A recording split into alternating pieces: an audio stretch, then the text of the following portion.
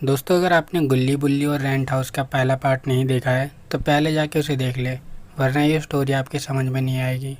तो पिछले एपिसोड में आपने देखा कि गुल्ली को उसके दोस्त का फ़ोन आता है और वो रेंट पे घर लेना चाहता है।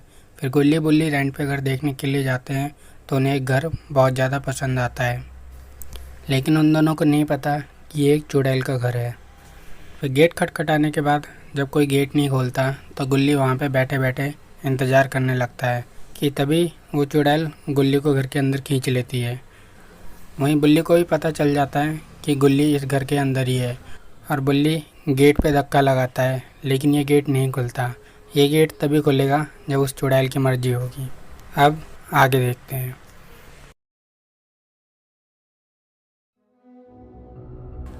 जब गुल्ली कई बार धक्का लगा के देख लेता है और गेट नहीं खुलता है तो गुल्ली काफ़ी ज़्यादा दुखी हो जाता है और वो सोचने लगता है कि अब घर के अंदर किस तरह से जाया जाए। फिर गुल्ली सोचता है क्यों ना खिड़की तोड़ के घर के अंदर जाया जाए, और जब वो खिड़की की तरफ देखता है कि तभी उस घर का गेट खुल जाता है। घर का गेट खुलता देख गुल्ली तुरंत घर के अंदर चला जाता है।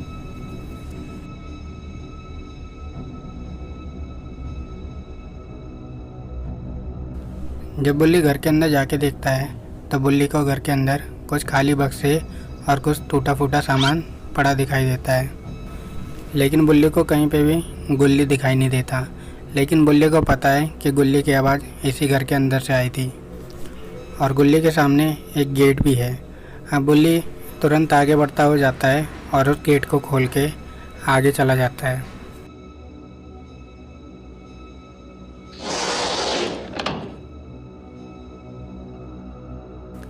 जब बुल्ली गेट खोल के अंदर की तरफ देखता है तो उसे सामने एक सीढ़ी दिखाई देती है और वो सीढ़ी ऊपर की तरफ जाती है और ऊपर भी 2-3 कमरे बने हुए हैं, यानी कि इन 2-3 कमरों में से ही किसी एक कमरे में वो चुड़ैल भी है। लेकिन बुल्ली को हिम्मत करके ऊपर जाना पड़ेगा क्योंकि बुल्ली को गुल्ली की जान बचानी है। फिर बुल्ली हिम्मत करके उन सीढ़ियों के ऊपर जाता है।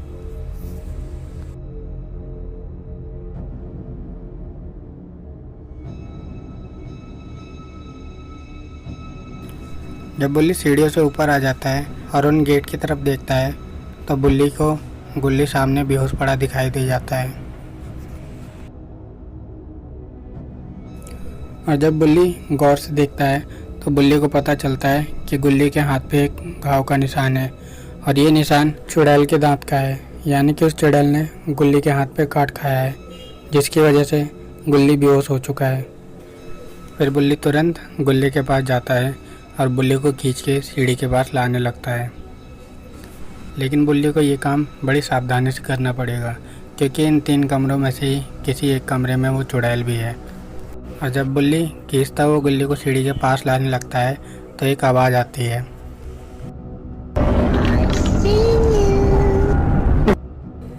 ये आवाज़ सुनकर बुल्ली तुरंत पहचान जाता है कि ये आवाज़ तो ग्रैनी की है। लेकिन बुल्ली सोचता है कि ग्रैनी तो इस घर में नहीं रहती, ग्रैनी का घर तो काफ़ी दूर है, तो इस घर में कौन रहती है जो बिल्कुल ग्रैनी की तरह बोलती है। हो सकता है ये ग्रैनी की बहन हो। लेकिन बुल्ली रुकता नहीं है और खींचता खींचता गुल्ली को सीढ़ी के पास ले आता है कि फिर से उसे एक आवाज़ सुनाई देती है।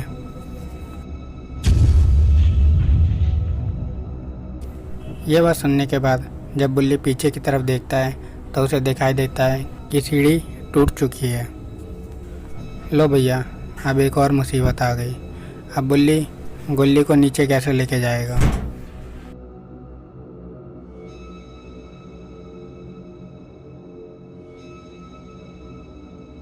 अगर बुल्ली अकेला होता तो आराम से इतनी ऊंचाई से नीचे कूद जाता और इस भूतिया घर से बाहर चला जाता, लेकिन बुल्ली को गुल्ली को भी सही सलामत बाहर निकालना है। फिर बुल्ली को याद आता है कि दूसरे वाले कमरे में एक सीढ़ी पड़ी हुई है और बुल्ली उस सीढ़ी के सहारे गुल्ली को भी घर से बाहर निकाल सकता है। फिर बुल्ली तुरंत उस ऊंचाई से कूद जाता है और दूसरे कमरे में सीढ़ी लेने के लिए चला जाता है।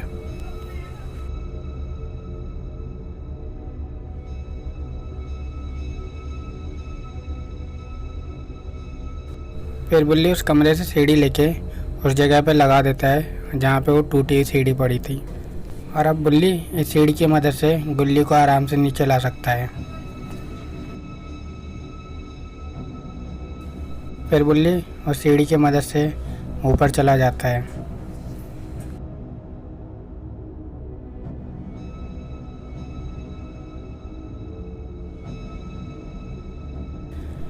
जब बुल्ली ऊपर पहुंचता है तो देखता है कि गुल्ली उस जगह पे नहीं है जहाँ पे बुल्ली उसे छोड़ के गया था।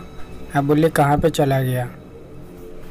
लगता है वो चुड़ैल गुल्ली को अपने साथ ले गई है और अब बुल्ली को इन 3 कमरे में जाना पड़ेगा और देखना पड़ेगा कि गुल्ली कौन से कमरे में है। तो फिर से बुल्ली हिम्मत करके उन कमरे की ओर बढ़ने लगता है।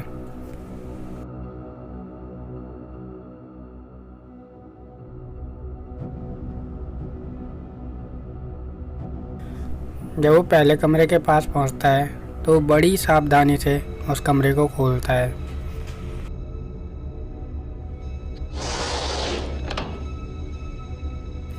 जब बुल्ली गेट खोल के अंदर की तरफ देखता है तो बुल्ली को सामने ही गुल्ली दिखाई दे जाता है और गुल्ली एकदम सही सलामत बैठा होता है।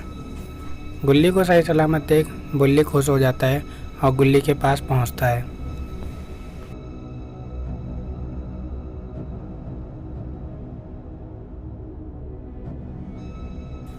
गुल्ली के पास आके बुल्ली कहता है, गुल्ली जब तुम्हें होश आ गया था तो तुम वापस कमरे के अंदर क्यों आए? तुम्हें तो नीचे आना चाहिए था। और तुम्हें तो पता है कि इस घर में चुड़ैल भी रहती है और वो चुड़ैल कभी भी आ सकती है और अगर वो आ गई तो वो हम दोनों को ज़िंदा नहीं छोड़ेगी। तो चलो जल्दी से इस घर के बाहर चलते हैं। इतना कह के बुल्ली कमरे से बाहर जाने लगता है और बुल्ली के पीछे पीछे गुल्ली भी कमरे से बाहर जाने लगता है।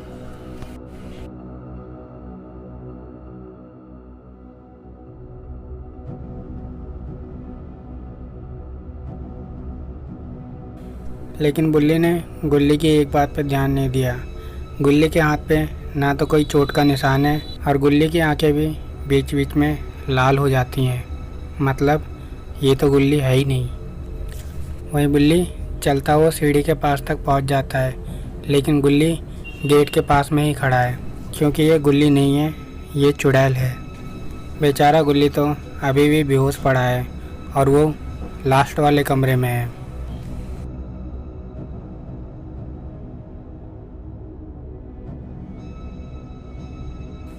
फिर बुल्ली कहता है, गुल्ली तुम उतनी दूर क्यों खड़े हो? आओ जल्दी इस सीढ़ी से नीचे उतर के हम दोनों जल्दी से घर के बाहर चले जाएं ताकि उस चुड़ैल से हम अपनी जान बचा पाएं।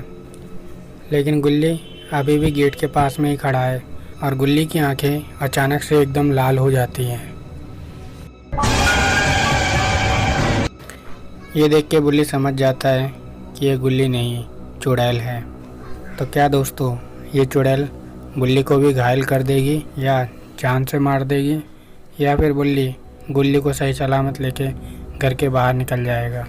ये सब देखेंगे पार्ट 3 में। अगर आप पार्ट 3 देखना चाहते हैं तो ज़्यादा से ज़्यादा कमेंट करें। अगर 100 कमेंट हो जाएंगे तभी पार्ट 3 बनाया जाएगा, तो ज़रूर कमेंट करें। और ये पार्ट अगर आपको अच्छा लगा हो तो लाइक और शेयर ज़रूर कर देना। अब मिलते हैं नेक्स्ट पार्ट में, तब तक के लिए बाय बाय।